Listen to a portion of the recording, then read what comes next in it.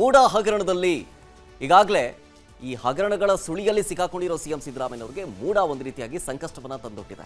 So ಈ ಮೂಡ ಹಗರಣದಲ್ಲಿ ಮತ್ತೊಂದು ಸಂಕಷ್ಟಕ್ಕೆ ಸಿದ್ದರಾಮಯ್ಯನವರು ಸಿಲುಕಿಕೊಂಡ್ರಾ ಅನ್ನುವಂತ ಪ್ರಶ್ನೆ ಉದ್ಭವಿಸ್ತಾ ಇದೆ. ಯಾಕೆ ಗೊತ್ತಾ?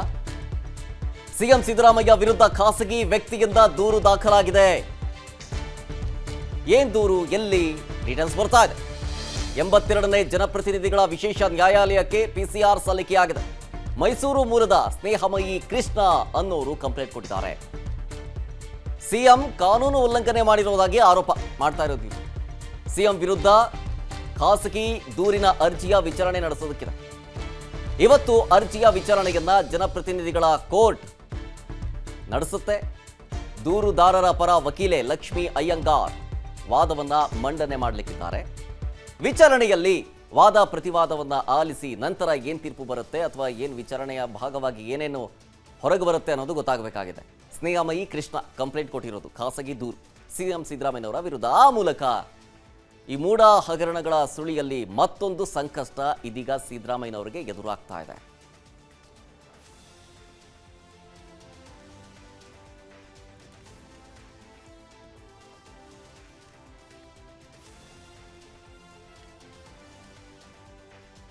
ನೋಡಿ, ಸ್ನೇಹಮಯಿ ಕೃಷ್ಣ ದೂರಿನ ಪ್ರತಿ ಗಮನಿಸ್ತಾ ಇದ್ದೀವಿ. ಸೊ ಈ ದೂರುದಾರರ ಪರ ವಕೀಲೆ ಲಕ್ಷ್ಮೀ ಅಯ್ಯಂಗಾರ್ ಅವರು ವಾದವನ್ನ ಮಂಡಿಸಲಿಕ್ಕಿದ್ದಾರೆ. ಸೊ ನ್ಯಾಯಾಲಯ ವಿಚಾರಣೆಯಲ್ಲಿ ವಾದ ಪ್ರತಿವಾದವನ್ನ ಆಲಿಸಲಿಕ್ಕಿದ್ದಾರೆ. ನಮ್ಮ ಪ್ರತಿನಿಧಿ ಚಂದ್ರಶೇಖರ್ ಈ ವಿಚಾರಕ್ಕೆ ಸಂಬಂಧಪಟ್ಟಂತೆ ಇನ್ ಡೆಪ್ತ್ ಡೀಟೇಲ್ಸ್ ಕೊಡ್ತಾ ಹೋಗ್ತಾರೆ. ಚಂದ್ರಶೇಖರ್, ಮೊದಲೇ ಹಗರಣಗಳ ಸುಳಿಯಲ್ಲಿ ಸಿದ್ದರಾಮಯ್ಯನವರ ಹೆಸರು ತಳಕು ಹಾಕೊಳ್ತಾ ಇದೆ. ಮೇಲಿಂದ ಮೇಲೆ ಸಂಕಷ್ಟ ಎದುರಾಗ್ತಾ ಇದೆ. ಇದೀಗ ಮತ್ತೆ ಮೂಡಾ ಕೇಸ್ನಲ್ಲೇ ಮತ್ತೊಂದು ಸಂಕಷ್ಟ ಅಂತಂದ್ರೆ ಯಾವ ರೀತಿ ಡೆವಲಪ್ಮೆಂಟ್ ಪಡ್ಕೊಳ್ಬಹುದು ಈ ಪ್ರಕರಣ ಅಂತ? ವಾಸುದೇವ್, ಖಂಡಿತವಾಗ್ಲೂ ಮೂಡ ಹಗರಣಕ್ಕೆ ಸಂಬಂಧಪಟ್ಟಂತೆ ಬಹಳಷ್ಟು ಖಾಸಗಿ ದೂರುಗಳು ಕೂಡ ದಾಖಲಾಗ್ತಾ ಇರ್ತಕ್ಕಂಥದ್ದು. ಈಗಾಗಲೇ ಪ್ರಾಸಿಕ್ಯೂಷನ್ಗೋಸ್ಕರ ಟಿ.ಜೆ. ಅಬ್ರಾಮ್ ಈಗಾಗಲೇ ರಾಜ್ಯಪಾಲರಿಗೆ ಅನುಮತಿ ಒಂದು ಕಡೆ ಕೇಳಿದ್ರೆ, ಬಿಜೆಪಿ ಮತ್ತು JDS ಈಗಾಗಲೇ ಮೈಸೂರುವರೆಗೂ ಪಾದಯಾತ್ರೆ ಬಂದು ತಲುಪಿರ್ತಕ್ಕಂಥದ್ದು. ಇವತ್ತು ಶ್ರೀರಂಗಪಟ್ಟಣದಿಂದ ಮೈಸೂರಿಗೆ ತಲುಪ್ತಾರೆ. ಸೊ ಇದರ ನಡುವೆ ಜನಪ್ರತಿನಿಧಿಗಳ ಕೋರ್ಟ್ ಅಲ್ಲಿ ನಿನ್ನೆ ಕೇಸ್ ದಾಖಲಾಗಿ ಮೊದಲ ಹಿಯರಿಂಗ್ ಕೂಡ ಆಗಿರತಕ್ಕಂಥದ್ದು. ಇವತ್ತು ಅದರ ಮುಂದಿನ ಸ್ವರೂಪದಂತೆ ಇವತ್ತು ಕೂಡ ಕೋರ್ಟ್ನಲ್ಲಿ ಹಿಯರಿಂಗ್ ಬರ್ತಾ ಇರ್ತಕ್ಕಂಥದ್ದು. 11 ಗಂಟೆ ಅಥವಾ 12 ಗಂಟೆ ಹೊತ್ತಿಗೆ ಸಿಎಂ ಸಿದ್ದರಾಮಯ್ಯ ಅವರ ವಿರುದ್ಧದ ಮೂಡ ಹಗರಣಕ್ಕೆ ಸಂಬಂಧಪಟ್ಟಂತೆ ಕೇಸ್ ವಿಚಾರಣೆ ನಡೆಯುವಂಥದ್ದು. ಸೊ ಈಗಾಗಲೇ ಪ್ರಾಸಿಕ್ಯೂಷನ್ಗೂ ಕೂಡ ಅನುಮತಿಯನ್ನ ಕೊಟ್ಟಿರ್ತಕ್ಕಂಥದ್ದು. ಕೇಸ್ನ ಸಂಬಂಧಪಟ್ಟಂತೆ ಸಿವಿಲ್ ಕೋರ್ಟ್ನಲ್ಲಿ ಈಗಾಗಲೇ ಮೈಸೂರಿನ ವ್ಯಕ್ತಿಯೊಬ್ಬರು ದಾವೆಯನ್ನ ಹೂಡಿದ್ದು, ವಸಂತ್ ಕುಮಾರ್ ಅನ್ನುವಂಥ ವಕೀಲರು ಕೂಡ ಈಗಾಗಲೇ ಇದಕ್ಕೆ ಸಂಬಂಧಪಟ್ಟಂತೆ ವಾದವನ್ನ ಮಾಡ್ತಾ ಇರ್ತಕ್ಕಂಥದ್ದು. ಪ್ರಮುಖವಾಗಿ ನೋಡೋದಾದ್ರೆ ಈಗಾಗಲೇ ಮೂಡ ಹಗರಣಕ್ಕೆ ಸಂಬಂಧಪಟ್ಟಂತೆ 57 ವಿಚಾರಗಳನ್ನ, ಅಂದ್ರೆ ಯಾವಾಗ ಈ ಸೈಟನ್ನ ಯಾವಾಗ ಜಮೀನನ್ನ ಖರೀದಿ ಮಾಡ್ತು ಅನ್ನೋಂಥದ್ರಿಂದ ಹಿಡಿದು 50-50 ರೇಷಿಯೋದಲ್ಲಿ 14 ಸೈಟ್ಗಳನ್ನ ಪಡೆದವರೆಗೂ ಒಂದಷ್ಟು ದಾಖಲೆಗಳನ್ನ ಕೋರ್ಟ್ಗೆ ಸಬ್ಮಿಟ್ ಮಾಡಿರ್ತಕ್ಕಂಥದ್ದು. ಇದರ ಜೊತೆಯಲ್ಲಿ ಜನಪ್ರತಿನಿಧಿಗಳ ಕಾಯ್ದೆ ಅಡಿಯಲ್ಲಿ ಏನೆಲ್ಲ ಕ್ರಮವನ್ನ ತೆಗೆದುಕೊಳ್ಬೇಕು ಮತ್ತು ಅದಕ್ಕೆ ಸಂಬಂಧಪಟ್ಟಂತ ಒಂದಷ್ಟು ಸೆಕ್ಷನ್ಗಳನ್ನು ಕೂಡ ಉಲ್ಲೇಖ ಮಾಡಿರ್ತಕ್ಕಂಥದ್ದು ಈ ದೂರಿನಲ್ಲಿ ಇರ್ತಕ್ಕಂಥದ್ದು. ಇನ್ನು ಪ್ರಮುಖವಾಗಿ ನೋಡೋದಾದ್ರೆ CBIಗೆ ಈ ಒಂದು ಪ್ರಕರಣವನ್ನ ತನಿಖೆ ಕೊಡಬೇಕು ಅನ್ನುವಂಥದ್ದನ್ನ ಆ ಒಂದು ಕೇಸ್ನಲ್ಲಿ ಉಲ್ಲೇಖ ಮಾಡಿರ್ತಕ್ಕಂಥದ್ದು. ಲೋಕಾಯುಕ್ತ ಅಥವಾ ಈಗಾಗಲೇ ಸ್ಥಳೀಯ ಪೊಲೀಸರು ಕೂಡ ಇದಕ್ಕೆ ಸಂಬಂಧಪಟ್ಟಂತೆ ಒಂದಷ್ಟು ವರದಿಯನ್ನು ಕೊಡಲಾಗಿರ್ತಕ್ಕಂಥದ್ದು. ಹೀಗಾಗಿ ಇದಕ್ಕೆ ಎಲ್ಲದಕ್ಕೂ ಸಂಬಂಧಪಟ್ಟಂತೆ ಸಿಎಂ ಸಿದ್ದರಾಮಯ್ಯ ಅವರ ವಿರುದ್ಧ ಕ್ರಮವನ್ನು ತೆಗೆದುಕೊಳ್ಬೇಕು ಅನ್ನೋ ಒಂದು ಆಗ್ರಹವನ್ನ ಮಾಡಿರ್ತಕ್ಕಂಥದ್ದು. ಶರತ್, ಥ್ಯಾಂಕ್ ಯು ಚಂದ್ರಶೇಖರ್ ಡೀಟೇಲ್ಸ್ಗಾಗಿ. ಮೂಡ ಹಗರಣದಲ್ಲಿ ಈಗಾಗಲೇ ಈ ಹಗರಣಗಳ ಸುಳಿಯಲ್ಲಿ ಸಿಕ್ಕಾಕೊಂಡಿರೋ ಸಿಎಂ ಸಿದ್ದರಾಮಯ್ಯನವರಿಗೆ ಮೂಡ ಒಂದು ರೀತಿಯಾಗಿ ಸಂಕಷ್ಟವನ್ನ ತಂದೊಟ್ಟಿದೆ. ಸೊ ಈ ಮೂಡ ಹಗರಣದಲ್ಲಿ ಮತ್ತೊಂದು ಸಂಕಷ್ಟಕ್ಕೆ ಸಿದ್ದರಾಮಯ್ಯನವರು ಸಿಲುಕಿಕೊಂಡ್ರಾ ಅನ್ನುವಂತ ಪ್ರಶ್ನೆ ಉದ್ಭವಿಸ್ತಾ ಇದೆ. ಯಾಕೆ ಗೊತ್ತಾ?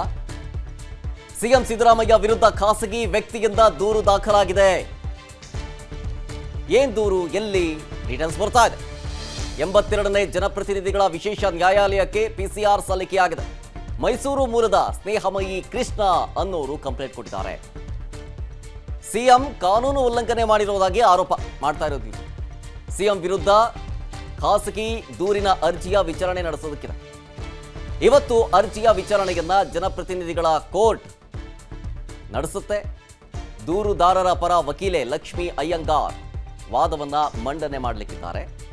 ವಿಚಾರಣೆಯಲ್ಲಿ ವಾದ ಪ್ರತಿವಾದವನ್ನ ಆಲಿಸಿ ನಂತರ ಏನ್ ತೀರ್ಪು ಬರುತ್ತೆ ಅಥವಾ ಏನ್ ವಿಚಾರಣೆಯ ಭಾಗವಾಗಿ ಏನೇನು ಹೊರಗೆ ಬರುತ್ತೆ ಅನ್ನೋದು ಗೊತ್ತಾಗಬೇಕಾಗಿದೆ. ಸ್ನೇಹಮಯಿ ಕೃಷ್ಣ ಕಂಪ್ಲೇಂಟ್ ಕೊಟ್ಟಿರೋದು ಖಾಸಗಿ ದೂರು ಸಿಎಂ ಸಿದ್ದರಾಮಯ್ಯನವರ ವಿರುದ್ಧ. ಆ ಮೂಲಕ ಈ ಮೂಡ ಹಗರಣಗಳ ಸುಳಿಯಲ್ಲಿ ಮತ್ತೊಂದು ಸಂಕಷ್ಟ ಇದೀಗ ಸಿದ್ದರಾಮಯ್ಯನವರಿಗೆ ಎದುರಾಗ್ತಾ ಇದೆ.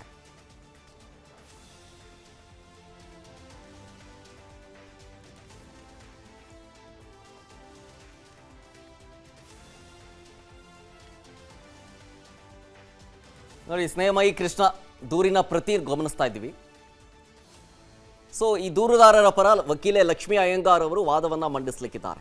ಸೊ ನ್ಯಾಯಾಲಯ ವಿಚಾರಣೆಯಲ್ಲಿ ವಾದ ಪ್ರತಿವಾದವನ್ನು ಆಲಿಸಲಿಕ್ಕಿದ್ದಾರೆ. ನಮ್ಮ ಪ್ರತಿನಿಧಿ ಚಂದ್ರಶೇಖರ್ ಈ ವಿಚಾರಕ್ಕೆ ಸಂಬಂಧಪಟ್ಟಂತೆ ಇನ್ಡೆಪ್ತ್ ಡೀಟೇಲ್ಸ್ ಕೊಡ್ತಾ ಹೋಗ್ತಾರೆ. ಚಂದ್ರಶೇಖರ್, ಮೊದಲೇ ಹಗರಣಗಳ ಸುಳಿಯಲ್ಲಿ ಸಿದ್ದರಾಮಯ್ಯನವರ ಹೆಸರು ತಳಕು ಹಾಕೊಳ್ತಾ ಇದೆ, ಮೇಲಿಂದ ಮೇಲೆ ಸಂಕಷ್ಟ ಎದುರಾಗ್ತಾ ಇದೆ. ಇದೀಗ ಮತ್ತೆ ಮೂಡಾ ಕೇಸ್ನಲ್ಲೇ ಮತ್ತೊಂದು ಸಂಕಷ್ಟ ಅಂತಂದ್ರೆ ಯಾವ ರೀತಿ ಡೆವಲಪ್ಮೆಂಟ್ ಪಡ್ಕೊಳ್ಬೋದು ಈ ಪ್ರಕರಣ ಅಂತ? ವಸುದೇವ್, ಖಂಡಿತವಾಗ್ಲೂ ಮೂಡ ಹಗರಣಕ್ಕೆ ಸಂಬಂಧಪಟ್ಟಂತೆ ಬಹಳಷ್ಟು ಖಾಸಗಿ ದೂರುಗಳು ಕೂಡ ದಾಖಲಾಗ್ತಾ ಇರ್ತಕ್ಕಂಥದ್ದು. ಈಗಾಗಲೇ ಪ್ರಾಸಿಕ್ಯೂಷನ್ಗೋಸ್ಕರ TJ ಅಬ್ರಾಮ್ ಈಗಾಗಲೇ ರಾಜ್ಯಪಾಲರಿಗೆ ಅನುಮತಿ ಒಂದು ಕಡೆ ಕೇಳಿದ್ರೆ, ಬಿಜೆಪಿ ಮತ್ತು JDS ಈಗಾಗಲೇ ಮೈಸೂರುವರೆಗೂ ಪಾದಯಾತ್ರೆ ಬಂದು ತಲುಪಿರ್ತಕ್ಕಂಥದ್ದು. ಇವತ್ತು ಶ್ರೀರಂಗಪಟ್ಟಣದಿಂದ ಮೈಸೂರಿಗೆ ತಲುಪ್ತಾರೆ. ಸೊ ಇದರ ನಡುವೆ ಜನಪ್ರತಿನಿಧಿಗಳ ಕೋರ್ಟ್ ಅಲ್ಲಿ ನಿನ್ನೆ ಕೇಸ್ ದಾಖಲಾಗಿ ಮೊದಲ ಹಿಯರಿಂಗ್ ಕೂಡ ಆಗಿರ್ತಕ್ಕಂಥದ್ದು. ಇವತ್ತು ಅದರ ಮುಂದಿನ ಸ್ವರೂಪದಂತೆ ಇವತ್ತು ಕೂಡ ಕೋರ್ಟ್ನಲ್ಲಿ ಹಿಯರಿಂಗ್ ಬರ್ತಾ ಇರ್ತಕ್ಕಂಥದ್ದು. 11 ಗಂಟೆ ಅಥವಾ 12 ಗಂಟೆ ಹೊತ್ತಿಗೆ CM ಸಿದ್ದರಾಮಯ್ಯ ಅವರ ವಿರುದ್ಧದ ಮೂಡ ಹಗರಣಕ್ಕೆ ಸಂಬಂಧಪಟ್ಟಂತೆ ಕೇಸ್ ವಿಚಾರಣೆ ನಡೆಯುವಂಥದ್ದು. ಸೊ ಈಗಾಗಲೇ ಪ್ರಾಸಿಕ್ಯೂಷನ್ಗೂ ಕೂಡ ಅನುಮತಿಯನ್ನ ಕೊಟ್ಟಿರ್ತಕ್ಕಂಥದ್ದು. ಕೇಸ್ನ ಸಂಬಂಧಪಟ್ಟಂತೆ ಸಿವಿಲ್ ಕೋರ್ಟ್ನಲ್ಲಿ ಈಗಾಗಲೇ ಮೈಸೂರಿನ ವ್ಯಕ್ತಿಯೊಬ್ಬರು ದಾವೆಯನ್ನ ಹೂಡಿದ್ದು, ವಸಂತ್ ಕುಮಾರ್ ಅನ್ನುವಂಥ ವಕೀಲರು ಕೂಡ ಈಗಾಗಲೇ ಇದಕ್ಕೆ ಸಂಬಂಧಪಟ್ಟಂತೆ ವಾದವನ್ನ ಮಾಡ್ತಾ ಇರ್ತಕ್ಕಂಥದ್ದು.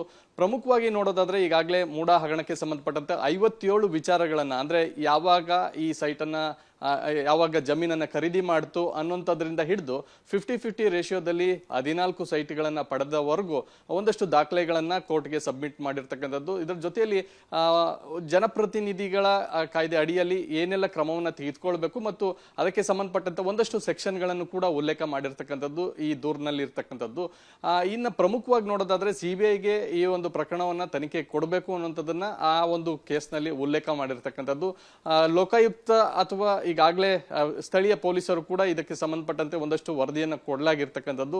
ಹೀಗಾಗಿ ಇದಕ್ಕೆ ಎಲ್ಲಕ್ಕೂ ಸಂಬಂಧಪಟ್ಟಂತೆ CM ಸಿದ್ದರಾಮಯ್ಯ ಅವರ ವಿರುದ್ಧ ಕ್ರಮವನ್ನು ತೆಗೆದುಕೊಳ್ಬೇಕು ಅನ್ನೋಂಥ ಒಂದು ಆಗ್ರಹವನ್ನ ಮಾಡಿರ್ತಕ್ಕಂಥದ್ದು. ಶರತ್, ಥ್ಯಾಂಕ್ ಯು ಚಂದ್ರಶೇಖರ್ ಡೀಟೇಲ್ಸ್ಗಾಗಿ. ಅನುಕ್ಷಣದ ಸುದ್ದಿಗಳಿಗಾಗಿ ವಿಸ್ತಾರ ನ್ಯೂಸ್ ಯೂಟ್ಯೂಬ್ ಚಾನೆಲ್ ಸಬ್ಸ್ಕ್ರೈಬ್ ಮಾಡಿ. ಹೊಸ ಸುದ್ದಿಗಳ ನೋಟಿಫಿಕೇಶನ್ಗಾಗಿ ಬೆಲ್ ಐಕಾನ್ ಕ್ಲಿಕ್ ಮಾಡಿ. ಲೇಟೆಸ್ಟ್ ಅಪ್ಡೇಟ್ಸ್ಗಾಗಿ www.vistaranews.com ವೆಬ್ಸೈಟ್ಗೆ ವಿಸಿಟ್ ಮಾಡಿ. ಅಂಗೈಯಲ್ಲೇ ಜಗತ್ತಿನ ಸುದ್ದಿ ತಿಳಿಯಲು ವಿಸ್ತಾರ ನ್ಯೂಸ್ ಕನ್ನಡ ಆಪ್ ಡೌನ್ಲೋಡ್ ಮಾಡಿ.